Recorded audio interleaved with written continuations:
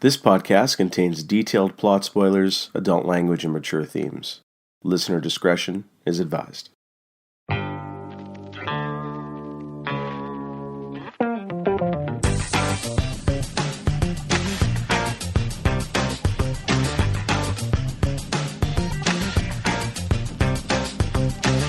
Hello and welcome to another episode of a podcast of rare antiquities, episode 7.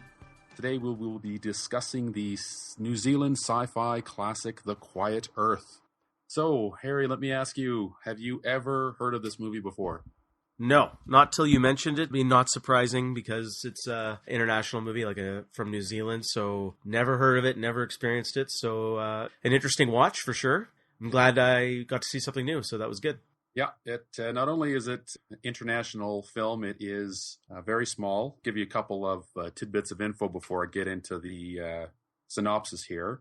So this movie came out on October 18th, 1985 in North America. It opened on one screen. It expanded to 7 screens by November 17th, but that was as wide a distribution as this guy got in North America. So 7 screens. 7 screens, that's right. Okay. Yeah, but I guess you'd say financially was pretty successful. This had a budget of approximately $1 million. That's U.S. figures. And it grossed lifetime $2.1 million U.S. So it was made cheap. And even though it was pretty small, I'd say it did fairly well. So this film stars Bruno Lawrence as our protagonist. Yeah. Alison Rutledge as Joanne and Pete Smith as Appy. And Pete Smith, that's a name you'll remember. That's a name you'll remember. Yeah, very distinctive fellow. But most interesting is the director. So this film was directed by New Zealander Geoffrey Murphy, and that's Geoffrey with a G for anybody keeping track out there. He's actually had a fairly substantial career as a director. You may remember him from such classics as Young Guns 2, Free Jack, and Under Siege 2, Dark Territory with Steven Seagal. I remember Young Guns too. Yeah. I used to watch that when I was a kid. Yeah, so same director, but perhaps most interestingly and, not maybe very well known, he was the second unit director on the Lord of the Rings trilogy, which of course filmed in New Zealand. So he helmed the second unit on all 3 of those films. So the director of this film was the second unit director of Lord of the Rings. That's correct. Yeah. Wow. Okay. Which I'd say is pretty good for, you don't see a lot of filmmakers coming out of New Zealand. So, all right. Let's get into this one here. You ready to go? I actually just want to ask you a question. This is as obscure as you're going to get. Yeah. So, obviously something that we, in the spirit of what we're trying to do here, where it fits the profile. But how did you really come across watching this movie? This movie I saw for the first time many years ago, probably, if I remember correctly, late 80s, early 90s. And my dad is a fan of both international movies and smaller independent films. I mean, he likes everything, but he definitely goes and seeks out some of the little gems out there. And this was a movie that he found on VHS. I used to go to this video store in town that kind of specialized in the rarities. Fortunately, it's not around anymore, but I mean, their whole stock was VHS anyway. So I watched it as a kid because my dad had rented it. So some of the imagery and some of the themes stuck with me all these years, and I hadn't seen it since, and it's always just kind of been in the back of my mind. The ending in particular was a pretty striking image for me. Right. So, yeah, once we started doing the show, this kind of came roaring back, so I thought, hey, this will be a great fit. Yeah, no, I think it's a fit. It'll be interesting to talk about. Yeah, there are definitely some striking images in this movie. I just wanted to get an idea of how you came across this film, because it's definitely something that I'm pretty sure not only do we have probably I'm guessing we have no listeners, but even if we had like 1,000 listeners, I'd wager a guess that none of them would have seen this film. Yeah. First person to email us with telling us that they've seen this before they listen to the show, we'll give you a special shout out on some future episode. If it's family, it doesn't count because that's, well, as we've said before, they're not going to listen. So no, that's fine. All right. So yeah, you can, how about we get into it? You're going to start with the plot summary? All right, let's do it. The Quiet Earth. It's one of those mornings for scientist Zach Hobson. He awakens with a raging hangover and seems to have misplaced his underwear, but that is going to be the best part of his day. His radio isn't picking up any signals. No one is working at the gas station on his way to work. And oh yeah, look at that. An airplane has crashed into the city. But there are no bodies. In fact, there are no people anywhere. And it's quiet. Maybe a little too quiet. A few disturbing signs point to something that has just done away with all the people. He heads to his lab at work, where a monitor displays a cryptic message. Project Flashlight, complete. Over the course of several days, Zach's cord gets a little frayed. It seems fun at first. He plays pool against himself, drinks all of the booze, like all of it, and even moves himself into a posh mansion. But it's clear, the solitude is driving him a little nuts. After putting the barrel of a shotgun in his mouth, and then changing his mind about painting the streets with his brains, he backs down from the ledge just a little bit. He settles into a routine, but that doesn't last long as a woman shows up in his house brandishing a gun. It's not real, she tells him, and they embrace like neither of them has seen another person in weeks. I guess they haven't. Joanne and Zach strike up a friendship and start scouring the countryside looking for other survivors. After a few days, their relationship becomes a little more intimate. I'm sure that's no cause for concern. One day while they each search the streets, Zach encounters Appy, a Maori fellow with much bigger biceps than Zach, and an Uzi to boot. But Appy is okay. He's just glad to make some new friends. They travel together, and in their conversations they each realize that at the moment of the event, the activation of Project Flashlight, each of them had died, which must be how they survived when everyone else vanished. Appy and Joanne start to grow a little closer, and Zach knows it. He's more concerned with his observations of the sun, however. It seems that certain universal constants are fluctuating, causing instability in the sun. According to Zach's calculations, another event will occur soon, and they will have to stop it. They load up on explosives and plan to drive the truck into the lab to destroy the equipment once and for all, hoping that this will end the instability and save what's left of humanity. Zach knows that Joanne is lost to him now, and that it is his responsibility to see this through. While Appy and Joanne are off getting to know each other better, Zach drives a truckload of explosives into the facility and hits the detonator. Boom! The lab blows up, and presumably the Earth is saved. But we will never know. Zach wakes up on an alien beach. Strange cloud formations hang in the sky, and a ringed planet rises over the horizon. Zach stares into the distance. The end. So, there you have it. Probably the shortest plot synopsis on the show so far. So let me ask you a question here, just sort of based on that. Are you intrigued at this point? What are your thoughts? Yeah, I'm intrigued. You know, your final sentence we can maybe talk about at the end, about like what actually happened. What is this event that transpired? And that's obviously the main part of the story. What actually did happen here?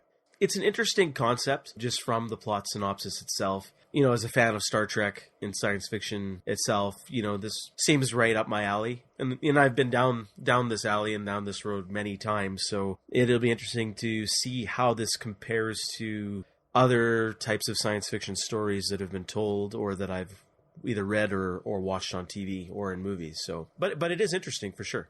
So if we kind of just get into the details here, I kind of wanted to talk a bit about the opening shot. We see the sun rising very slowly over the horizon. Yeah, I like the shot. Yeah. I that was the first note. Well, actually, it's not the first note I made. The first note I made is like Pillsbury Films. I mean,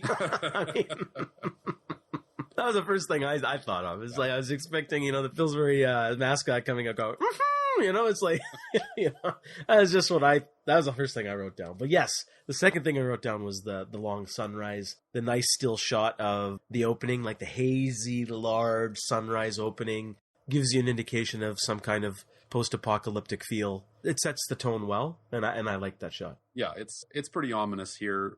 That slow shot, the ominous music, I thought was pretty interesting. So Zach wakes up in bed he's hung over as fuck, and he sees this sort of weird, or what we kind of presume that he's seeing, this weird red lights, sort of a tunnel-like effect there with a light at the end. He gets up, you know, he turns on the radio, there's no signal, he dials into work, there's no answer on the other end, so right away we're kind of getting the feeling that something isn't normal. He gets dressed, heads to work there, just driving to work, heads to the gas stations, totally abandoned. Streets are empty. He stops at a house, presumably for help. It's empty. He kind of freaks out a little bit. He breaks the window. Yeah, I was going to say, like, I can understand. I wrote down, like, he just seemed to get really frustrated very quickly. It's understandable, but it just seemed, to me, it was just, I wrote it down of saying, you know, when he was breaking into the people's houses, the way he was acting at that point, it just seemed a bit unhinged. I don't know what you thought about that. If that happened a bit too, we're already starting to kind of do an analysis of this character, so maybe it's not the right spot. But it just seemed, I don't know if that was an earned moment, like he was already that unhinged at that point. Yeah, I almost felt that this maybe like, was this a house of a family member or friend, like somebody he knew, and that was why he was freaking out a little bit, because they're just gone. So yeah, he's coming unhooked a little bit quickly here. Maybe this would have been more appropriate after he discovers the plane wreckage. But before we move on, though, can I just mention one thing? So there's like, obviously what's happened here is like something has happened. As you said, the town or wherever he is abandoned. Nobody is there. But things are still working. There's a kettle. I think it was boiling, or it was still hot, and you could still see the steam coming out of the kettle. So it seemed like something just happened. Yeah. So I don't know if you're going to want to touch on that now or later. We can circle back to it later, perhaps maybe at the end of the act here. So okay, I just wrote that down because it was like saying, okay, if everyone, it kind of makes sense a bit later. Yeah. But I was writing it down and I was getting confused already, saying, how could this town just leave so quickly or be abandoned so quickly, just like that? Yeah. Because obviously it seems like somebody was there just like a moment ago. Yeah, that's exactly how it looks. It looks like there were people recently around. One of my favorite images there is he's driving, and there's the road painter machine or whatever that paints the lines on the road. It just like it was going along fine and then just veered off onto the side of the road as if whoever was driving it just kind of vanished. So I really like that image as well. He kind of gets to the center of town there. Streets are completely empty. And it's pretty haunting to see if, something very familiar like a main street, and it's empty in broad daylight. Right. I find that to be a very effective imagery there. It's pretty creepy. It is. And I also wanted to shout out that I did appreciate that shot. Like, and I always, marvel and wonder how movies today can do it out of CGI and a little bit more convincingly. But I always marvel at some of these 70s and 80s movies that managed to show empty streets, like an empty city. Obviously, they would have to block off certain sections from the public and all those things. But because this is a low budget movie, as you mentioned, I was impressed with that shot. That's why I wanted to make a note of it. I only felt that they cut away from that very quickly. And again, that's probably because of the budget. They had 5 seconds. Yeah, they only had a couple seconds. Yeah. Yeah. So it was just a little too quick of a cut, but I did appreciate that shot. Yeah. So he makes his way to work. He's, in this sort of scientific facility there at his laboratory. You missed the plane crash though. Oh yeah. So he comes across the wreckage of a plane in the city there. So obviously, plane's gone down, but there are no bodies to speak of. There's no carnage. Nothing. There's no gore. There's just nothing. Just wreckage of a plane. So obviously something is amiss here. We can see all of the signs are just pointing to everybody just vanishing. It's not like somebody's carried them off. Everything was going along as normal, and poof, everyone's gone. Yeah. Mm-hmm. So he arrives at the lab. It's empty as well. He pings these other stations on a computer screen. So we see that he's reaching out, trying to communicate, and this sort of network that we can kind of see around the globe. He's getting no response from everywhere. He heads down to the sub-basement and gets on another computer terminal, and all he sees are the words "Operation Flashlight Complete." Right. So I wrote that down too. Yeah. So we're getting some indication of what perhaps has happened here. He's obviously a part of some scientific experiment called Operation Flashlight, and that's sort of our first window into the goings-on here. So he's walking around the facility, finds a body, right? Which I thought was interesting, and I haven't really been able to piece together this guy. All I could tell you is that he looked like Cohagen from Total Recall, totally like we're talking about like exposed to Mars atmosphere Cohagen. It's like, it's like his eyeballs eyeballs out and his hands burnt to a crisp and face is melting and shit. Yeah. It was like, is that Ronnie Cox? Love Ronnie Cox. So this is the guy that I'm going to assume triggered this experiment or did something, because I didn't in a self monologue, Zach said like, "Oh, you did it," or something like that. Like he's talking to the dead body. Yeah, the guy was obviously at the controls when whatever happened. So this is the guy that threw the switch, presumably. Why his body is present here and nobody else's is a mystery at this point, since we don't know what happened to everybody anyway. Why this body is here, we just don't know. But Zach doesn't really have time to figure any of this out because he's triggered an alarm, and the sub-basement, the laboratory, is quarantined, and he is trapped in here. Using his ingenuity, he rigs up some explosives out of a couple oxygen tanks and a blowtorch. I thought that tanks of oxygen and a blowtorch might be odd things to have kind of lying around down here, but no, I can see maybe. it. I can see it. I can see the oxygen. You think so? Yeah, I mean, like, what happens? You never know. Maybe there's some kind of HVAC that, or like, just say at plants they have like certain control room areas that have dedicated, like, explosion proof or a dedicated HVAC, and maybe this is something as a secondary backup thing that they'd have to maybe hook up some tanks in case the HVAC failed, because this is a critical component what they're doing here. They have to make sure that somebody can't, say, hypothetically suffocate from lack of oxygen if something went wrong. I'm glad you're here. You're the engineer. That's a very convincing explanation. So we're gonna say that that's exactly what that stuff's down there for. And it's a fortunate thing, as it does provide Zach's escape, as he just completely blows a hole out of this place, climbs out, and away we go. So yeah, it was a testament to old 80s method of filmmaking. I appreciated, I don't want to say cheesy, but the low budget shots of the explosion in his office and how he flew back in his office. Yeah. It's just the way it was filmed. It's like an old school look of a way of filming. It's like looking from a TV show point of view, like something on MacGyver or the A-Team. Yeah. And you would see something like that. Again, because this is a low budget movie, but I appreciated that. It just had a lot of memories. I thought I'd just point that out. It was quite funny. It was just, he's just talking and all of a sudden, boom. Yeah. He goes flying back a little bit. It's funny.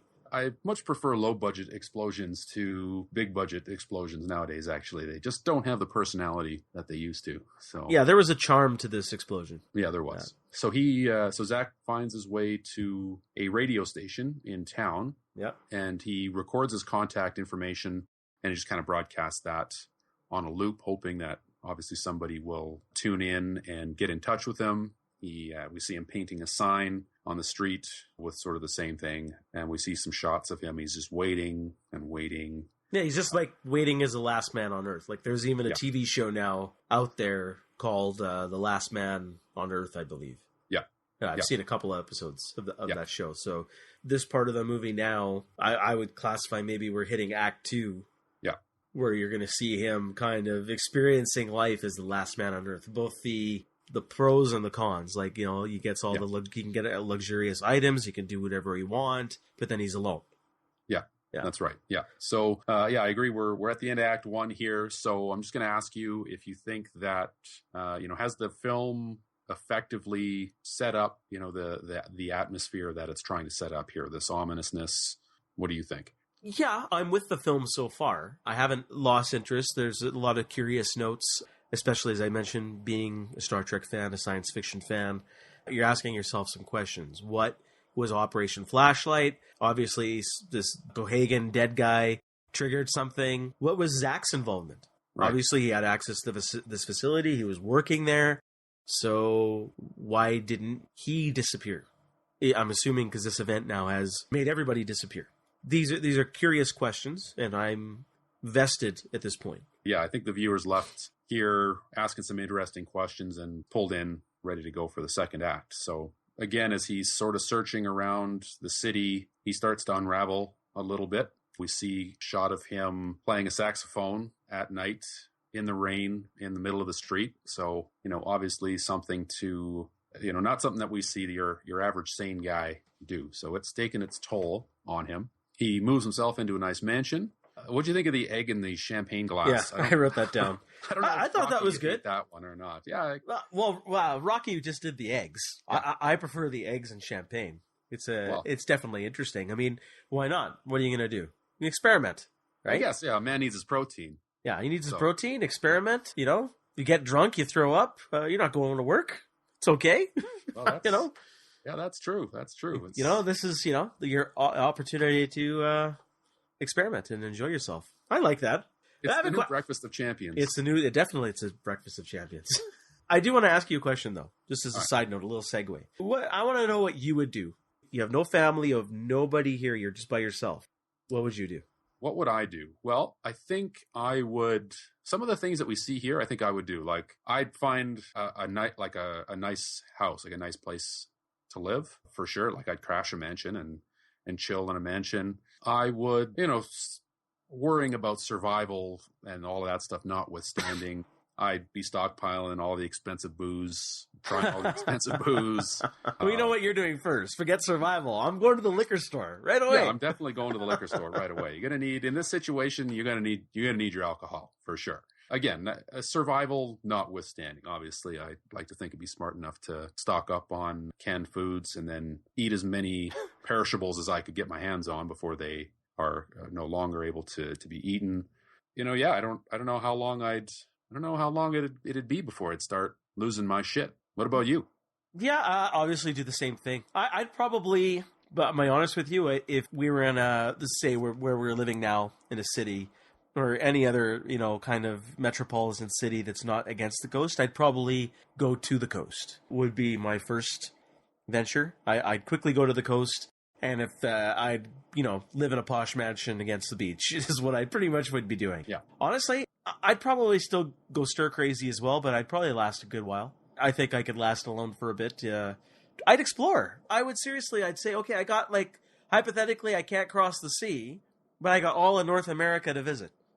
I'd seriously go everywhere. Yeah, I think that there's certain element of that, being attractive to me as well. But I also know that we see a lot of post-apocalyptic movies now. It's a very popular genre, 30 years on after this one. I do believe that gasoline does have a limited shelf life, so you wouldn't be able to keep that up for very long. But that's why I'd do it quickly. Yeah. As quickly as possible. That's why I said I'd head to the coast first. Okay, so again, we get some shots of him. He goes to the mall. Again, this is probably something I do too. Go to the mall, try on lots of nice clothes. So before we go that, yeah. I just wrote a note here, but was there another flash at this point? And I thought it was like he saw something. Did that happen already, or did we skip it, or not? Yeah, there might have been another one here. There was a quick one here, I believe. Yeah. So he's experiencing something, and we don't really have any explanation for it. We don't know what's going on. So the imagery is non-specific. It's just kind of off, but he's experiencing something. I thought at this point there could be a possibility that this is happening in his head. Okay. Yeah.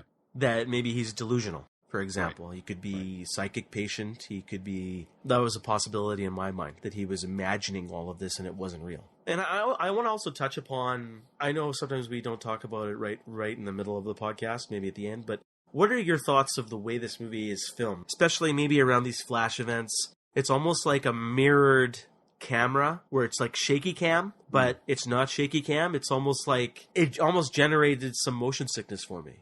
Yeah, I know the effect you're talking about there, and because it's a low budget film, I think they're trying to keep it as minimalist as possible. They got to convey a lot here because you only have one guy, so obviously you don't have a lot of dialogue, and the responsibility is on your leading man to do a lot, right? To convey the atmosphere that they're going for, but when you only have him, everything's got to be done now with the camera. So I think they're kind of using little tricks here to throw us off a little bit, to make it a little bit unsettling without being able to put our finger on it. Yeah. I just thought it was an interesting approach from the director to do that, because I think it becomes clear at the end this was being done on purpose. At first I thought, geez, this film is filmed pretty crappy. It's like, well, what the fuck is happening here? Like, I thought it was because it was kind of like, how we talked in Leprechaun, how some scenes were sped up quickly, like when he was in the toy cars and stuff like that. It almost felt like there were little bits of that here. I didn't know if that was intentional by the director or not, and I thought maybe it was just the low budget aspect of this movie and they didn't have time to refilm scenes or go back, or who knows. So it's interesting. Maybe we could touch upon it at the end if that was an effective approach or not. Yeah, we can. Sure. We'll circle back onto that one for sure. So he ends up driving a train somehow. Yeah, I don't know how he managed to do that. I don't know how he managed to do that, but he's got nothing but time, so he could have figured it out. And then one of the scenes that I really liked, we see him playing pool, but he's acting as two different characters against each other there. Yeah, the double. And again, this is when you start to get worried for the character. Is he getting slightly more unhinged because the double personalities are coming about? He's just that alone. He needs to have somebody to talk to. Understandable. When you're alone like that, I guess you have certain personalities you're not more inhibited to. You used to be inhibited to express, and now you can express. Some of those are artistic, maybe he always dreamed to be an actor, right? So he's getting all that stuff out. So he's lonely. He's lonely as fuck right now, and this is how he's dealing with it. The one thing I did enjoy, though, a little earlier, you said when he was going shopping, is I loved it when he was trying on the clothes, he was still checking the price tags. Yeah, and he had a reaction. Like, oh man, like, I can't afford this. I got a chuckle out of that.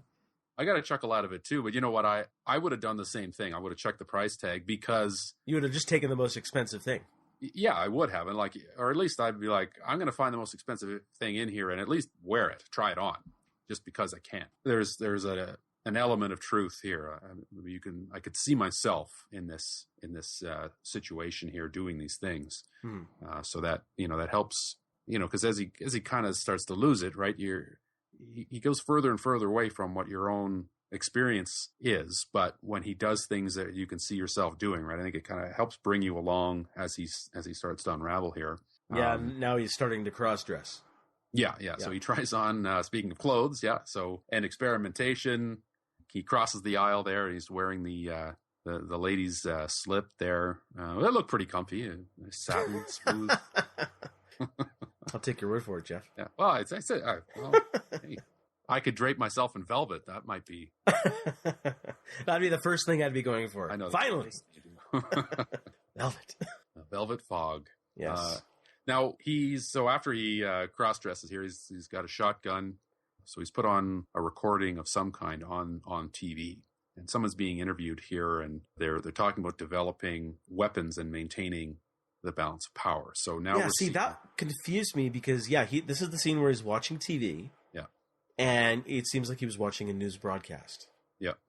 I thought it was confusing. At first I had to double check and question myself. Okay, maybe just where he is a problem, or is this like a global event?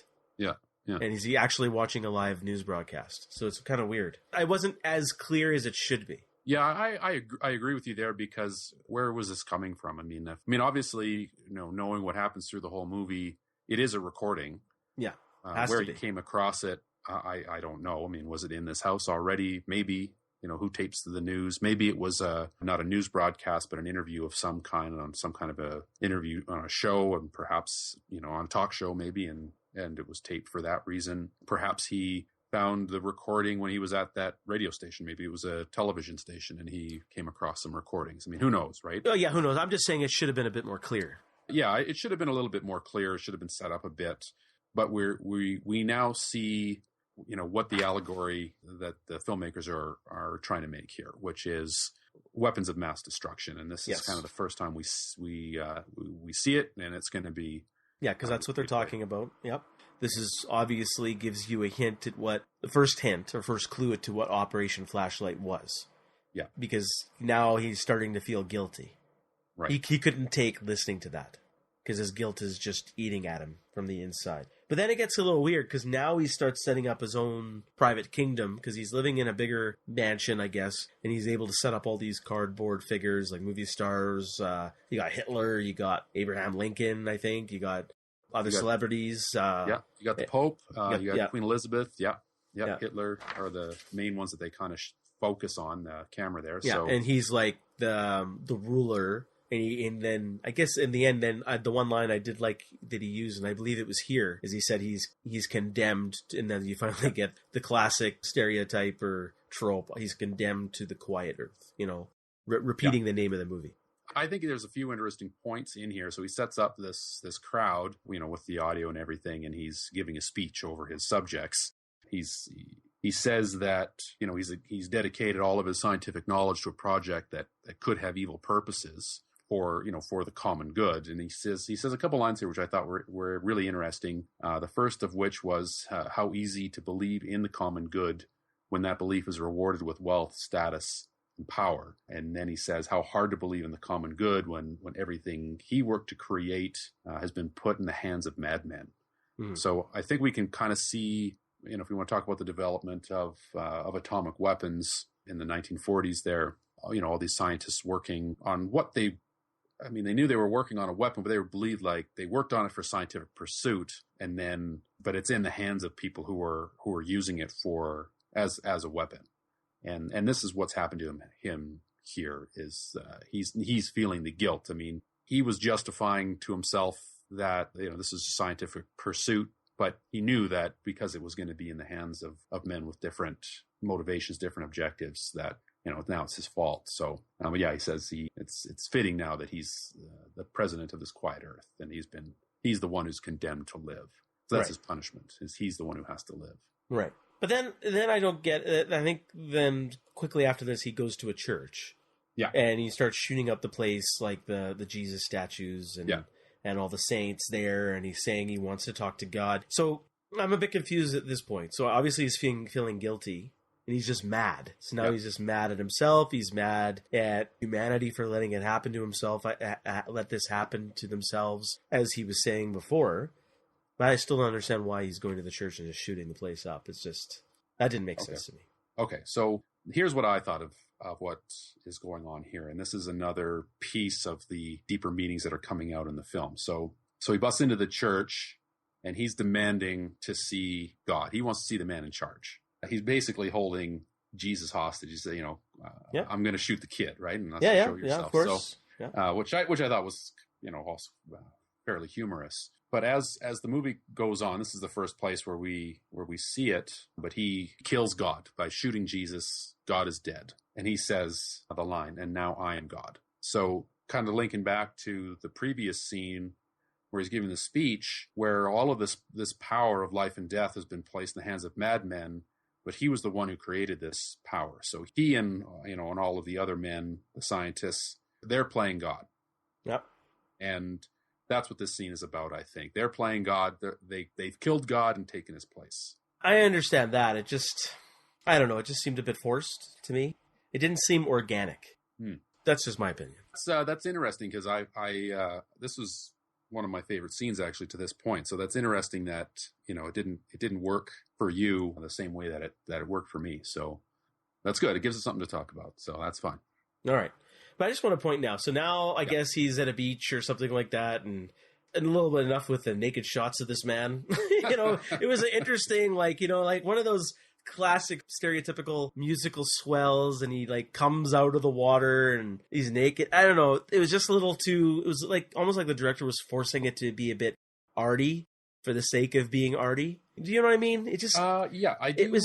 I do know what you mean. It's kind of a weird scene because it's after he declares himself God and he kind of goes on a bit of a rampage, driving like a big truck, and he blows up a gas station and runs over like this baby carriage. And then this is the point where he decides to eat his gun. He puts a shotgun in his mouth, and then it just snaps right from that to him, leaping up out of the ocean, right? Yeah. So it's like birthed again. Yeah, exactly. It's rebirth at this point. It was kind of a funny looking shot, and the musical choice was a little odd here. Yeah, it was a little odd. So I got what it meant. It's like a cleansing, like a rebirth.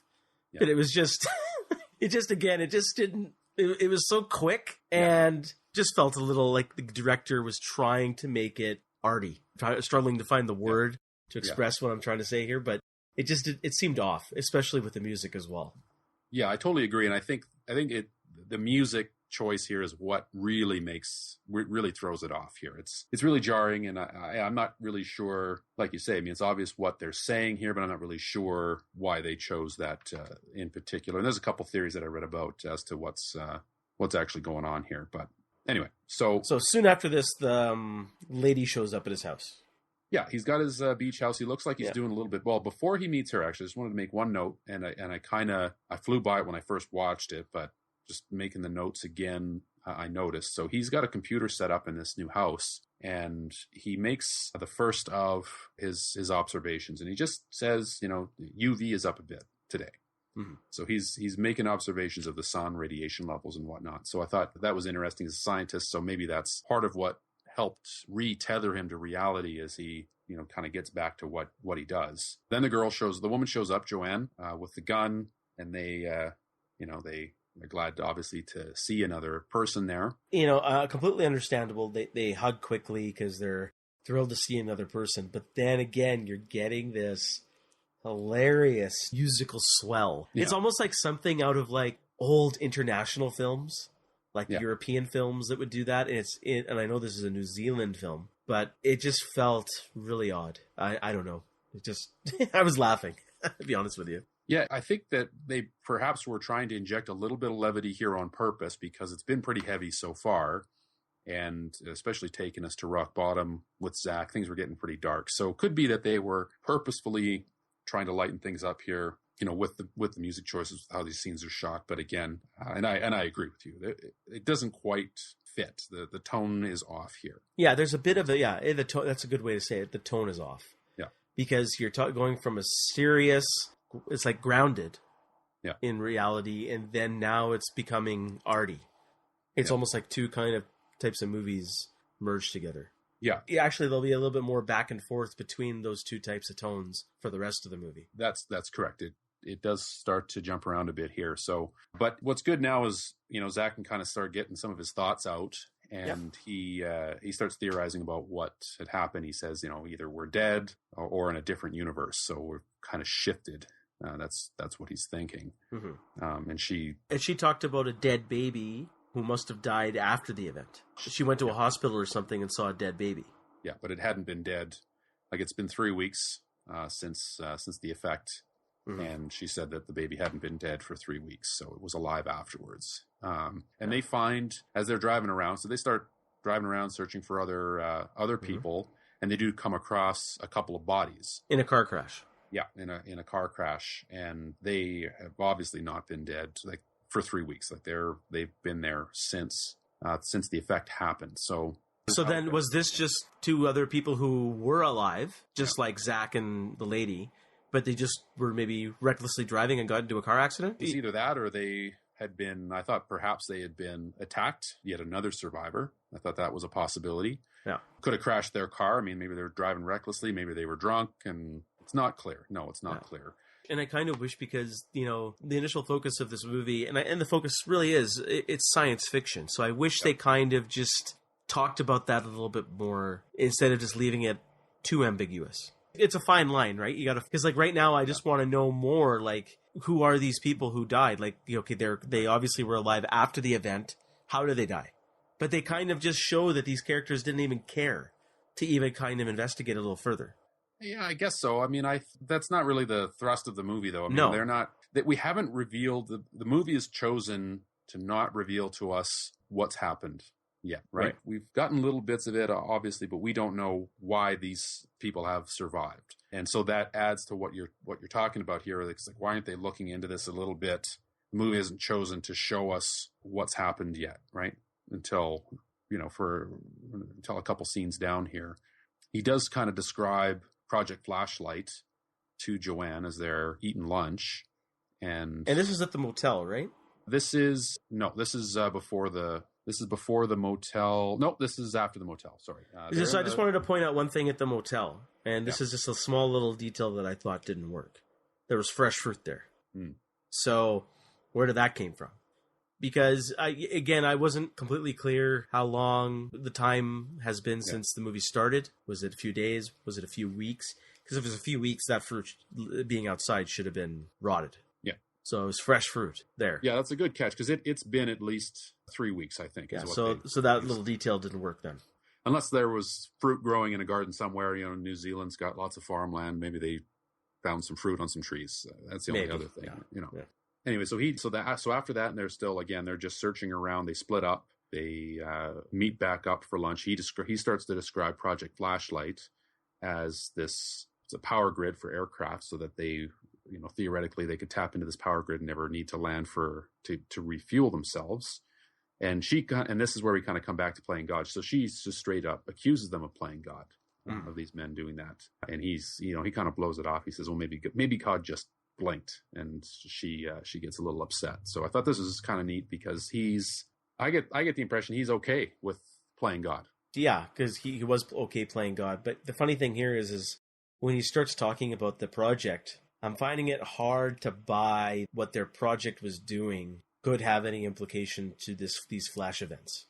Mm-hmm, mm-hmm. You know, so it was just it was a poor scientific explanation on like what the genesis of this project was. Yeah. I thought they could have done a better job saying there was greater risk at what they were doing. They were tapping in maybe to some fission, some new, like a cold fusion, something to do with maybe some gravitational experiments between the moon. I don't know, in the water. I don't know. It just seemed a bit. I'm just doing a power grid for airplanes to refuel. It seemed a bit weak that this could cause something like this to happen. He does kind of intimate that they were kind of tampering with the structure of reality. And but how? But that doesn't make any sense. Well, it doesn't really matter how, though. Like that part is irrelevant. The how is irrelevant. I mean, they're tapping into something that they shouldn't, and this was just the reason. I think that the reason why this global grid was part of the explanation was because that tells us that this has happened everywhere. It's the whole world, and so I think that was why it was in there. And even Zach questions the likelihood that Project Flashlight is what caused this, because he says it a few times later. We don't know for sure, right, that it's related. Could be a coincidence. So I mean, I see what you're saying. They could get into the science a little bit more, but I know it's not the focus of the movie. So I understand. It gets dangerous when you start to try to describe the stuff a little too much, because then you get into the jargon and exposition, as opposed to, this thing happened and it is what it is, right? Yeah, I know. It's just the scope of that project. I just find it hard to believe it could cause any impact to our reality. Or, as you're saying, something's happening with the sun. Radiation's going up. There's flashes. You know what I mean? Yeah. Well, we don't know the methodology. No, but by which they're creating this grid, right? So no, but then you have to still ground the movie into some kind of common sense. That scientific anchor has to be there, and this is where it starts to lose me a little bit. That's just my opinion. I know, like, say, in other scientific movies or shows, they come up, as you say, with like jargon that just is nonsense. It doesn't exist, and you have to just go with it. But they don't even try here. Well, they teched the tech and zapped everybody into oblivion, man. That was what happened. Yeah, if you buy it, that's what I mean. So then, do you buy it? I didn't buy it. I buy it because it's not the point. Like, they could have said anything, and it wouldn't matter. Fusion, it could have been, quantum tunneling. It could have been a flux capacitor. It doesn't.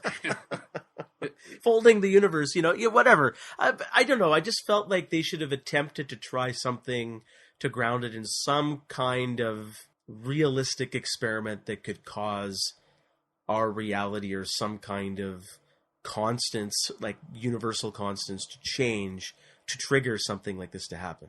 Yeah, well, that's... When you're just talking about a power grid for airplanes, it's like, okay, so how does that... my first question is how does that link up to what's happening here? Yeah, I guess I suppose that the...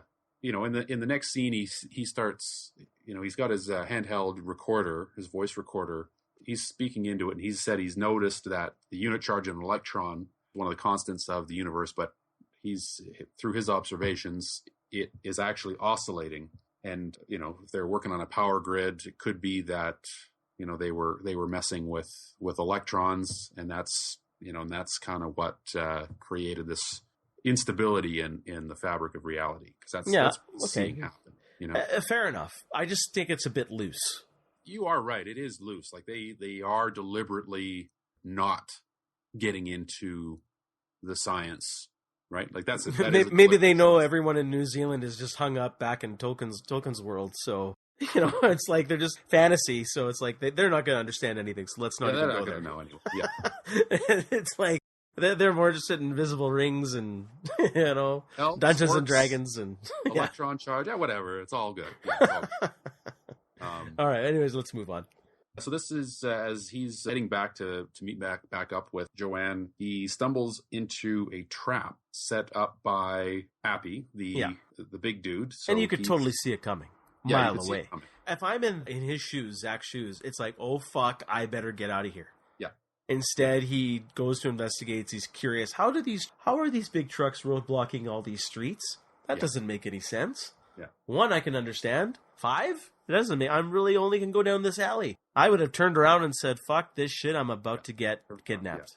Yeah. He should have seen this one coming. And I was a little bit disappointed in the character because I dislike in movies when, in order to move the plot, they have a character who's otherwise intelligent make a stupid decision. Like we all make dumb decisions. Yeah. Again, and we've talked about this in other episodes as well, where in order to move the plot along, certain choices are made. But I hate it when they use the doop doop doop doop doop.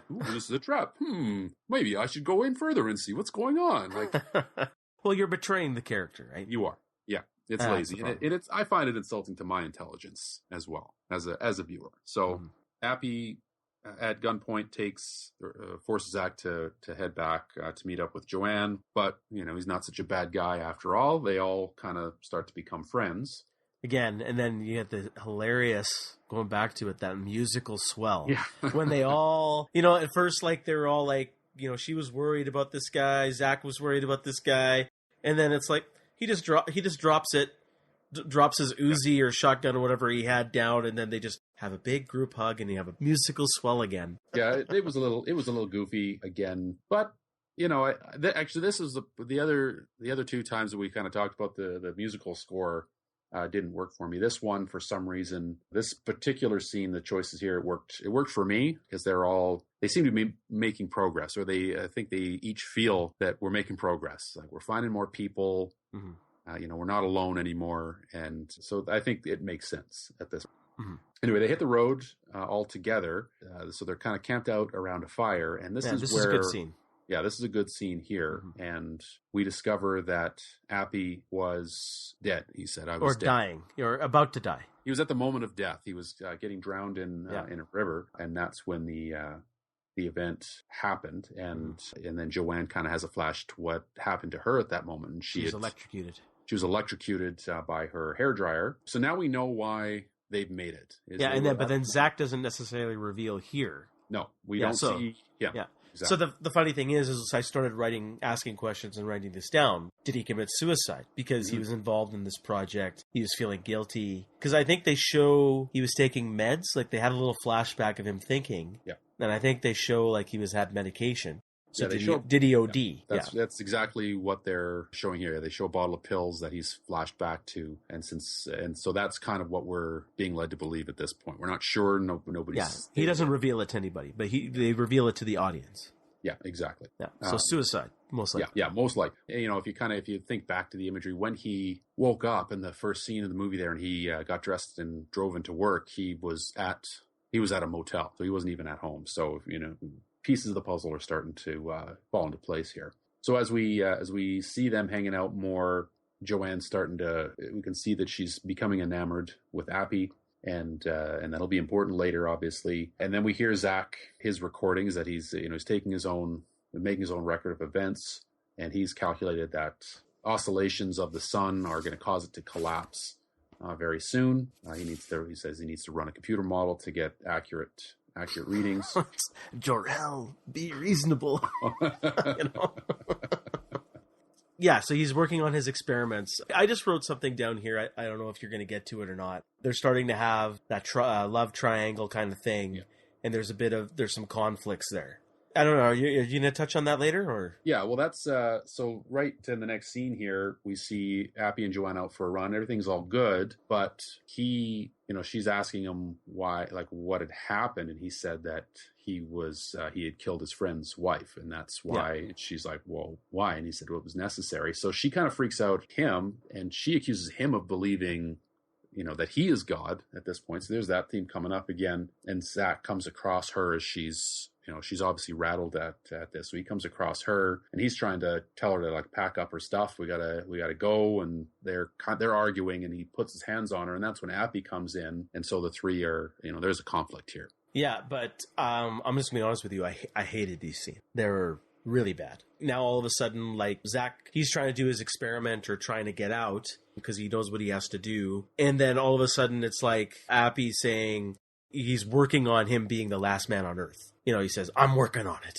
Like, he's just trying to kill him for no reason, like, without understanding. Like, there's some jealousy there, obviously, because, you know, there's only one woman. I don't know. It just seemed like it wasn't clear, and it was really fast for them to generate these conflicts. I don't know. It just didn't work. I see what you're saying. I mean, I think it's believable that, you know, they're going to have an argument over the woman. I mean, that's... But Zach wasn't even really... Like, when he's talking to Appy, he's not talking about the woman. He's saying, we got to go and we got to do something because a bad event is going to happen. No one's listening to him. Nobody's listening to him, but he's like, oh, I'll explain on the way. And it's like, you know, he's kind of blowing it off. And then he says that, you know, it's a waste of time for somebody like him to try to explain it to someone like you. So he's like, you're not going to understand me anyway, because you're too dumb. So I'm not going to bother. So he kind of insults him right there. And that just escalates the situation. I just thought it was very forced and poorly written. That's just me. I don't know. I didn't buy that conflict. Keep going. Yeah, okay. So anyway, you know, there's a bit of a car chase there as, you know, again, the situation escalates. When they all kind of catch up with each other again there, Zach explains what he thinks is going on, but, you know, like there's no plan to fix it. So they get back to his computer equipment, and the analysis says at 6 o'clock tomorrow morning, the effect is going to happen again. So, and then at this point, they experience a tremor or pre-flash event. Yeah, I think he describes it as a tremor.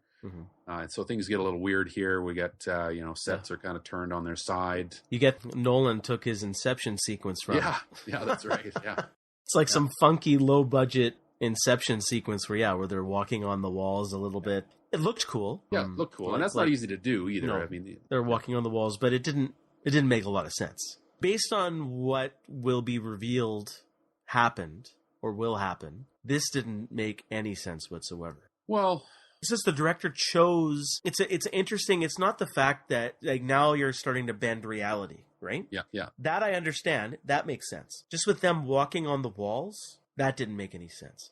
I think they could have done a bunch of different other ideas to fit in more with what was happening in terms of what the event is, or what the Operation Flashlight did or will do. And we can get into that later when we reveal it, or we can talk about it. It's because it's still a little vague. It's not quite clear, but based on my interpretation of what that is, this didn't make any sense. He says that, like, the fabric of reality is unstable. So this is, I guess they chose to use some specific imagery to illustrate to us as the audience that, you know, something is going on. This is proof for everybody too. Like, there is something going on. Correct. And, you know, and reality is kind of starting to uncouple a little bit. And this is how they chose to show it. I mean, it's low budget, so I thought it worked because now they can all see, you know, for sure, like something's up. And I think it was important to show that to them and to us that for sure, both for the characters and the audience. I agree.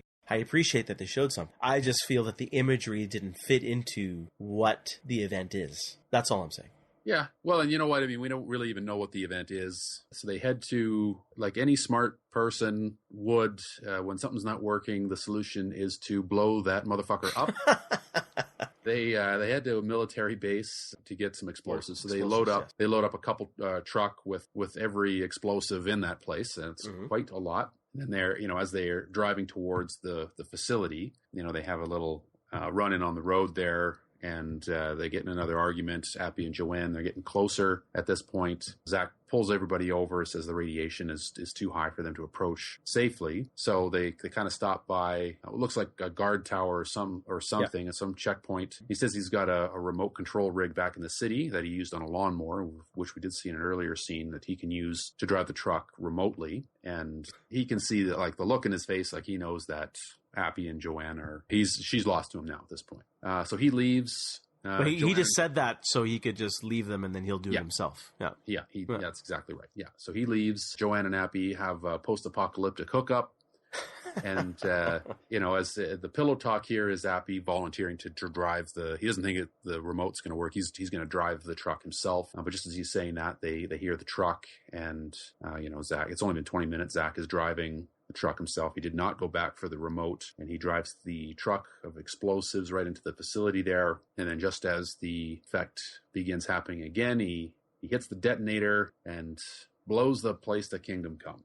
So the facility is destroyed, and then at this point, it would be happily ever after, I suppose. But we see that same red tunnel again, that imagery where there's sort of a light at the end of the tunnel, which he saw at the start of the film, and which Appy had also described when he was talking about his experience. And then so Zach wakes up on this alien beach, this strange cloud formations in the distance. It's a cool shot. Yeah, it's a pretty cool shot. Yeah, this image is very... Yeah, upside down clouds. Yeah, he's on the beach with some water or ocean. You see either another planet or a moon very close by. Obviously, he's somewhere else. Yeah, and that's where the movie ends. He's just looking at it. Yeah, he's looking at it. We see that he still has his voice recorder. He kind of raises it to his face and looks at it, but he doesn't know what the fuck to say. No. and then that's it. The movie ends. All right. So I guess now real question is what's your interpretation of the flat? Like, what did it do? Where did he go? Where did he go? You know what? I had a couple of theories. We had talked about, there's some Catholic imagery here. We talked about him playing God. So if you wanted to kind of draw that, he could be in purgatory, or this could be heaven, and he was just in purgatory. Like if you're, again, to go back to some of the Christian imagery, Catholics believe if you commit suicide, you go to purgatory. At least. So he did kill himself. So it could be that he was in purgatory the entire time in the film, and now he's either in hell or in heaven. His version of it, yeah. His version of it, exactly. I know that the filmmaker's Catholic, so that I think that's possible what we're seeing here. I think that, he's sort of slipped into another reality. That's what's happened here. My first thought was, I'm glad you brought up the thought of heaven and hell, because if he did commit suicide, I did think, okay, is this he's really dead and this is just his version? Like, is this all in his head? Like, is this the step, like as I mentioned before when he was seeing these flashes, maybe all of this was maybe him, because you see that at the beginning of the movie before he wakes up, you have him pass through that tunnel, that red tunnel. So maybe this is either him going to heaven or to hell, and it's that transition from life to death. And then when he kind of wakes up, he has this kind of you're outside the pearly gates knocking in, or downstairs knocking on some kind of gate, and this is your little preview of what's to come. And you have to go through this trial before you move on to the next step. It may be remnants of your brain still working while you're dead, as you're dying, as oxygen is being depleted because you're no longer breathing. And your brain tissue is degrading because it's shutting down. It doesn't happen in an instant. Things still are working for a bit. Well, a bit is not 3 weeks. A bit could be him being, this could have happened over the course of a few minutes in reality, and he's experiencing it for however long it takes from his point of view. Right. And so that's one aspect, as you said. And I thought about that too. The other aspect is, and I'm leaning more towards this one, is that it's a science fiction story. It's an interdimensional shift. He has traveled to another dimension. So this flash sequence, even though I don't buy the scientific basis of it, this event caused people to jump from one dimension to another. Yeah. And it could be completely random because he's saying the sun is oscillating. There is no constants. So even though he ended up alone on some beach or some other place, it could be Earth in another dimension. Yeah. He may not be with everyone else or anyone else who was on Earth and also made that jump. Right. It's his own individual jump, because unless you experienced it at that one time, if you're experiencing it at a different time, there are different variables in play now, so you might go somewhere else. So that's what I thought. I think I agree with you there. I think that's what we're looking at. I guess my only issue with that interpretation is that it feels, how do you say it? I don't want to say it feels pointless if that's what's happening here. There's no closure. But now you're going to get into the Lost conversation because it's they were dead the whole time. No, they weren't dead the whole time on Lost, though. That's the thing. They even said that. I don't know, man. It's not clear. Well, I guess just because you brought up Lost, because I was thinking about that here as well. What's happened? Is this purgatory? What's going on? As part of me likes the ambiguity at the end, because then you have to kind of ask some questions and talk about it.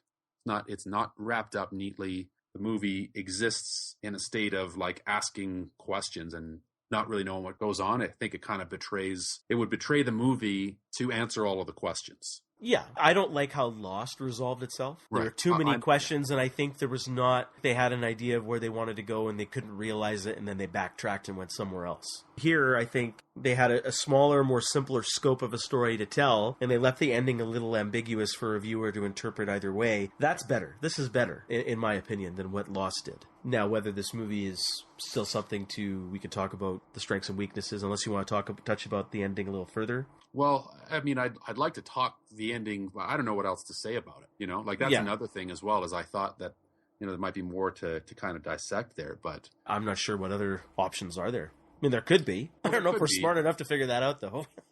Well, or it could be, I suppose it could almost be both, right? Or it's an allegory to, you know, the trials to, you know, a trial to get into heaven. I mean, that is still a possibility, as maybe not as to what literally happened, but that's the allegory that they're talking about. And because they do talk about these guys playing God, you know, they're using, you know, he's using science to play God. So they're saying that that's kind of what scientists do, right? Mm-hmm. So when we kind of come to the end here, I don't know, it doesn't. And but that's the fault of the movie, I think, is like, I think they had some threads they could have explored more. Yeah. To have even a more deeper meaning at the end. But I just felt it wasn't there. Yeah. I think you have two options. It's like either it's an actual dimensional shift, or this is his transition from life to death. Yeah. And that's unfortunate. There are elements of this movie I really like, but I feel they weren't well developed enough to really hit a home run with the ending.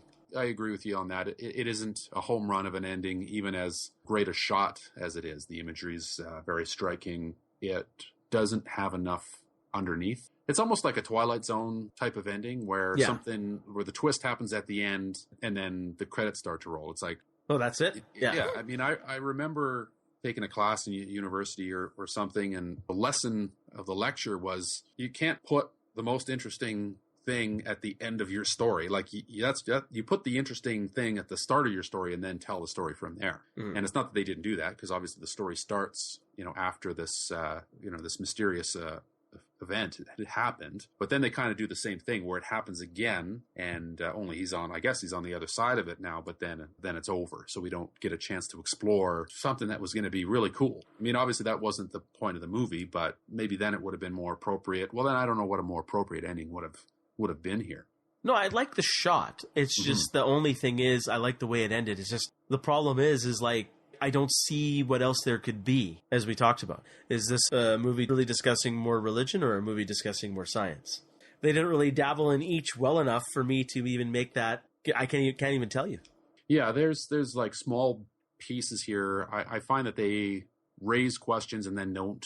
I don't need them to answer the questions, but I think they need a deeper exploration of questions. I mean, there was one line that I really liked that Appy had said in the third act, and he said, you know, they're monkeying with the universe without knowing what they were doing, which I thought was apt. Like, basically, you have humans, which are monkeys, effectively, you know, doing particle physics. They're messing with the fabric of reality, and they don't even know what that means, what it is that they're doing. So I think that's what the movie is kind of trying to say, is we have monkeys playing God, and there's consequences to that. And this is, you know, this is one of them. Yeah. This is one of them. Exactly. Some of these threads aren't even explored, and I wish they did. Yeah. Yeah. So I guess that kind of wraps up sort of the main talking point there, which is the ending and what it means there. Just another couple questions I'll throw your way here is, sure. So I wanted to talk a little bit about the main character there, Zach, and what you thought of this. So Bruno Lawrence was the actor. He had to carry a lot of the movie on his shoulders before anybody else even showed up on screen. How did you think he did? I thought he did okay. This movie is not going to be known for its acting. The thing is when he was alone, I felt he did a better job. And I'm assuming when the casting process would happen, that's what they wouldn't really cast based on chemistry with others. They would cast based on, like this character, they would cast based on how he would be able to portray himself and sell being alone. And I think he did that well, unfortunately. And I like the first act of this movie when he's alone. I did not like it when he started interacting with, is it Joanna and Appy? When they came on board, I felt this movie just took a serious dump on itself. because I just felt they lost its footing. I think it would have been more interesting if he was alone this whole time. I didn't buy any of the relationships. I didn't buy any of the conflicts that happened, and I thought his acting got worse when he started interacting with Joanna and Abby. He wasn't convincing at all. None of them were. Like, the acting was pretty bad in this movie, especially Joanna and Abby. Zach did a good job when he was with himself, and I think that's how he got cast. Or this Bruno guy. Yeah. What do you think? Do you agree with that sentiment or not? Well, I agree with part of what you said. I enjoyed his... You're right. He's at his best as an actor when he's just alone. I mean, you're right. I mean, that would have been a large part of the casting process. At least it must have been, because he had to carry so much on his own shoulders. Yeah, the other two actors don't quite measure up. It could be a combination of just the writing, and I mean, obviously we're dealing with unknown actors at this point. Not a lot of experience. Bruno Lawrence was a veteran, not huge, but he'd been in plenty of things before this. The other two this might have been their first film or first or second role. So yes, they didn't do as great a job. It would have been difficult, I think, to do this movie with just him by himself the whole time.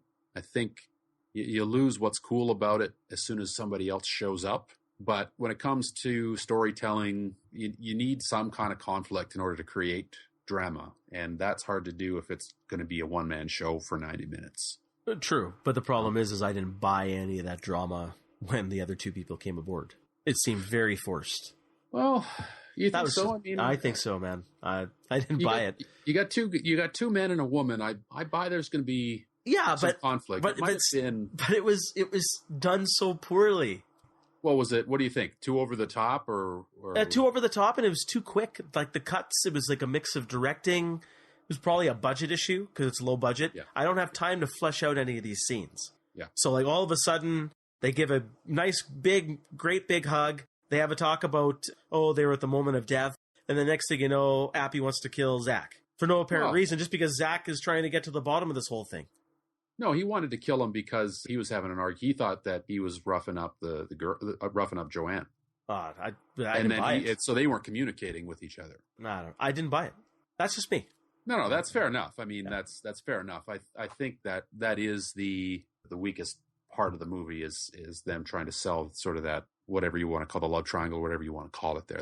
That's certainly conflict, where, that conflict is the part of the movie that doesn't quite work. All right. Well, any final thoughts on this film? Would you say that this is a rare antiquity? Would you recommend this? It's a gray line. It's just like the ending of the movie being so ambiguous. My answer may be ambiguous because, honestly, it depends on your mood and what you're really looking for. I loved the first act of this film. While it's not an expertly filmed movie and it is low budget, there's a lot to take away from the first act. I love the setup.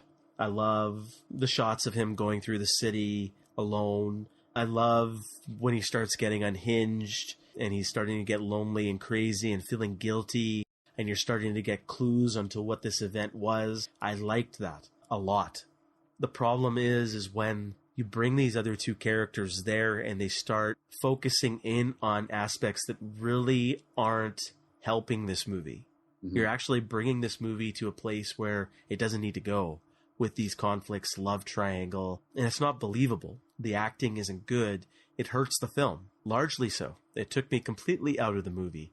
And I wanted them to go back. And what they did is, in the end, all they really do is it's like the first 30, 40 minutes of this movie have to deal with this event. This other 30, 40 minutes of the movie have to deal with the love triangle and them discovering Appy and all that stuff. And they waste another 15 minutes of Appy trying to figure out, is there another person? Zach's lying and all that stuff.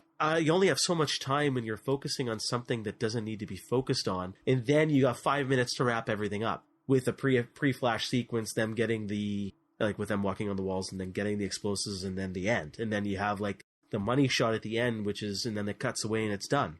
Yeah. So I didn't like the second half of the movie because it didn't focus on what, in my opinion, needed to be focused on.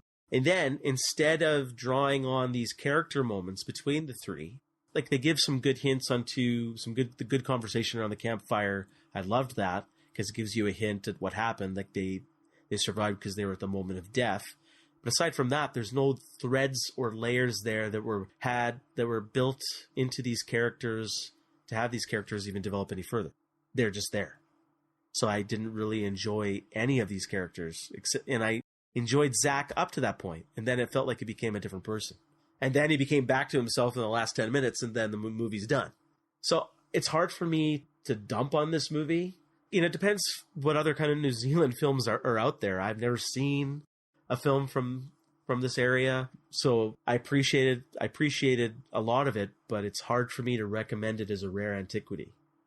But I don't want to not recommend it. It's just right on that gray line because there's still a lot to take away from it, but I don't think it's strong enough simply because of a weak second act, yeah, and a very rushed third act for me to give it a recommendation or a thumbs up. So I unfortunately have to say no. It's not something I think you need to go out and rush to see. I can't give it a strong recommendation, but if you appreciate science fiction and you like a very good ending, because the ending is strong, it's just not long enough, and there's not enough pieces to really enjoy it further, but it's a really good, strong final twist and image. If you like that, go watch it. Aside from that, ignore it, skip it. All right, I'll tell you what just my final thoughts here. I do recommend the film as a watch. I think that as a science fiction fan, this is a good. There's enough going on here that I think sci-fi fans want to get their hands on this film. It is hard to get your hands on. I agree with a lot of what you said. I mean, the first act is definitely the strongest. When we get the other two characters in, there are a few things that are breaking down. I felt that some of the conflict was manufactured. I think you definitely hit the nail on the head there. But at the same time, I believed that they were going to have conflict, just the nature of what was happening here. Three's a crowd, and they proved it. Some of the conflict, how it played out, was a little over the top, but I wondered if that was appropriate based on the circumstances. So questions there. There's a lot of really interesting questions that are asked here in the film. I would have liked to have seen some deeper exploration. I mean, you're right. Some of the layers that would have really helped just aren't here. They just don't get deep enough into it. So they could have done with a little less breadth and a little more depth in a lot of the scenes.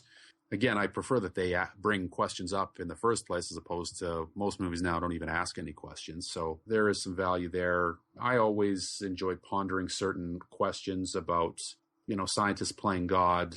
Has man basically killed God, and now people just kind of do what they want for the sake of doing it?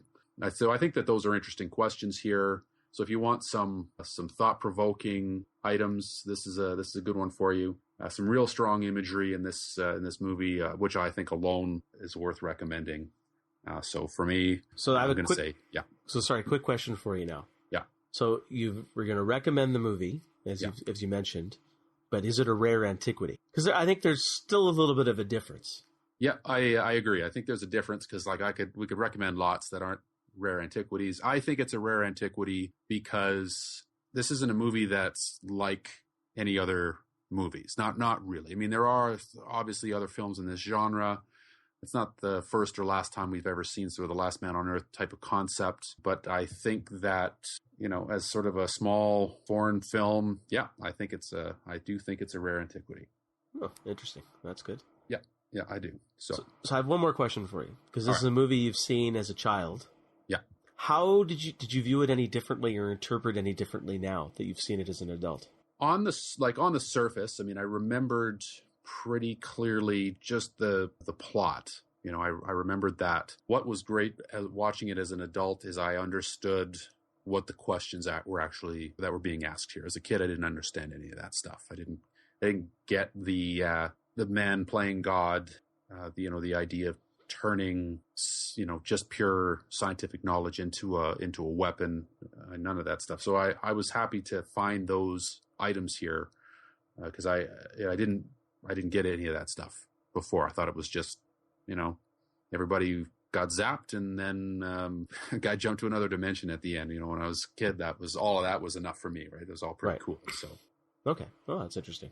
All right. Well, I think that wraps up The Quiet Earth. What do you have in store for us next time? Well, I'm going to take we just missed Halloween. So in the spirit of the season, even though we just missed the date, I thought we could go back and, in the spirit of what we did with the Superman franchise, but keep it a lot smaller, and we're talking about reboots, I thought we would go back and revisit and compare John Carpenter's Halloween to Rob Zombie's Halloween. All right. Have you seen either? No, I have not seen either of these films. Oh, wow. I have not. As you know, and as we've talked about on the show, I do not have a lot of experience in the horror movie genre. It's not really my bag. So, that'll be interesting for sure. Just to warn you, this is now Rob Zombie's, we can get into it in the next podcast, but it is a very direct reboot. But there are elements that are completely different. So it'll be an interesting take. So he takes the same script effectively, right? The same story, and it's the same story, but there are things he does differently. And I thought we could talk about the pros and cons, if there are any pros. Many people say you can't touch that classic at all, and then we can get into it. And I'd be very even curious to see if you consider John Carpenter's Halloween even a classic from someone who is kind of not into horror movies, because that's really the grandfather of the slasher movies. I'm a fan of John Carpenter's, though. I mean, he's had some good ones that I really enjoy. So it's going to be fun. Yeah, that'll be great. All right. Well, that was good to talk about this one with you, man. And I guess we'll wrap it up, and we'll see you next time for Halloween. Will do. We'll see you then. All right, man. Cheers.